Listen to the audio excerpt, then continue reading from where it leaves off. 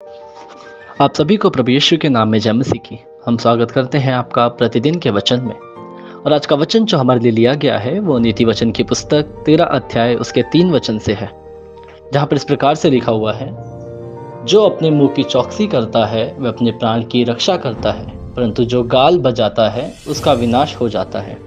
Hallelujah. मेरे प्रियो, परमेश्वर का वचन आज फिर आपसे और मुझसे इस तरीके से बात करता है कि हम अपनी दिनचर्या को, हम अपने व्यवहार को, हम अपने जीवन को बदल सके।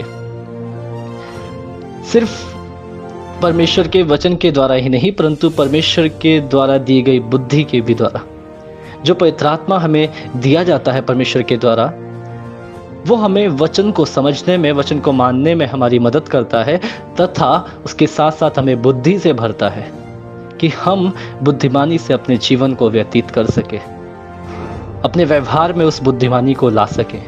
उसी प्रकार से मेरे प्रिय, आज का वचन कहता है कि जो अपने मुंह की चौकसी करता है, यानी जो अपने मुख से जो बातें बोलता है वो सोच समझ कर बोलता है, चौकसी करके बोलता है, बड़े ध्यान से बोलता है कि कहीं उससे सामने वाले को ठेस ना लगे, कहीं उससे सामने वाले को चोट ना लगे, कहीं उससे उसका कुछ खराब ना हो। मेरे प्रियो, जो अपने मुंह की चौकसी करता है, परमेश्वर का वचन कहता है कि वह अपने प्राणों की रक्षा करता है। हालेलुया। मेरे प्रियो, सिर्फ अपने जीवन को वो संसार पे ही नहीं परंतु अनंत काल के जीवन के लिए भी बचाता है, क्योंकि हमारे द्वारा कहे गए शब्दों से जब लोगों को ठेस लगता है तो वो मेरे प्रियो परमेश्वर के नज़रों में, परमेश्वर के हम प्रतिनिधित्व हैं तो उसकी नज़रों में वो गलत ठहरता है मेरे प्रियो। क्योंकि आप और मैं परमेश्वर की ओर से आते हैं, क्योंकि उसने आपको और मुझे चुन लिया है ताकि हम उसके गवाह ठहरें।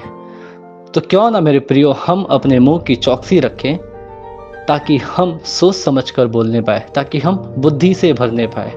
वहाँ लिखा है, परंतु जो अपने गाल बजाता है, यानी कुछ भी बोलता है, अनाप शनाप बोलता है, मूर्खों की तरह बोलता है, वह विनाश हो जाता है, उसका विनाश हो जाता है। मेरे प्रियो, कितनी बड़ी बात यहाँ पर लिखी गई है कि मेरे प्रियो, जो हमारी जुबान है, जो हमारा मुंह है, उसे हम सोच समझ कर इस्तेमाल करें।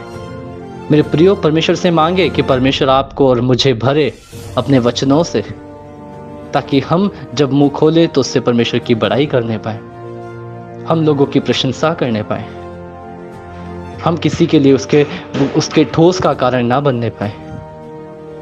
आइए हम प्रार्थना करें। धन्यवाद प्रभु यीशु, धन्यवाद करते सुंदर समय के लिए प्रभु जो आपने हमारे जीवन में दिया।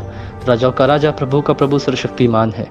ये प्रभु, इस सुंदर वचन को आपके हाथों में सौंप देता हूँ प्रभु। जो लोग इस वचन को सुनते हैं, पढ़ते हैं, मनन करते हैं, आप उनके मुंह को चौकसी रखने में सहायता मदद कर, ताकि वह अपने प्राणों की रक्षा करने पाए। मैं अपने आप को भी आपके हाथों में सौंपता हूँ। प्रार्थना उद्धार करता प्रभु यीशु के नाम से मांगता हूँ, आमीन।